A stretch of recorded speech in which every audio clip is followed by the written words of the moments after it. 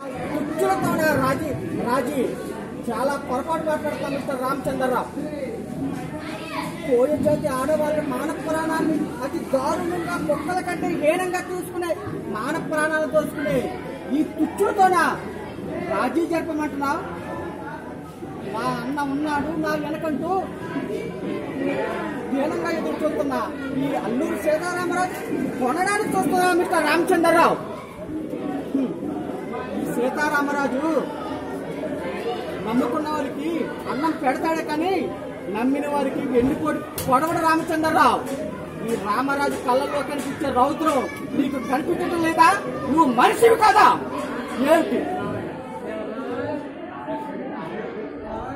ఎంతో నా వెనక ఎంతో ఆశలు పెట్టుకుపెడుతున్న మల్లుదల ఆశ నేనేం చెయ్యాలి? గంటంతర ఆశలు ఏం చెయ్యాలి? అగ్గితరం ఏం చెయ్యాలి? నా తల్లి నా మీద ఆశలు పెట్టుకుని నువ్వు దేశ త్యాగానికి ప్రాణాన్ని వదిలి బాబు అన్న నా తల్లికి చూపించాలి. ఏమిటి ఈ అల్లూరు సీతారామరాజుని కొనాలని చూస్తున్నారా?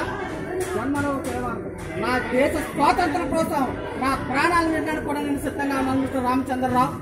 ప్రజల యొక్క మానవ ప్రాణాలను దోచుకునే ఇలాంటి కుక్కలను చీల్చి నా బాణాగ్నితో వారి ప్రాణాలు తీస్తాను. అబ్బా ఎంత కుట్ర పన్నావు రామచంద్రరావు. ఈ అల్లూరు సీతారామరాజుని చంపినంత మాత్రాన ఈ ఉద్యమం ఆగుతుంది అనుకుంటున్నావా? ఒక్క సీతారామరాజు వెయ్యి సీతారామరాజులై ఈ జ్వాల కింద ఎగిసి నా భరతమాత సంఖ్యలు నిజడానికి వెయ్యేది కొద్ది వేల కొద్ది అల్లూరు సీతారామరాజు కొడతారు. వందే మాతరం, వందే మాతరం.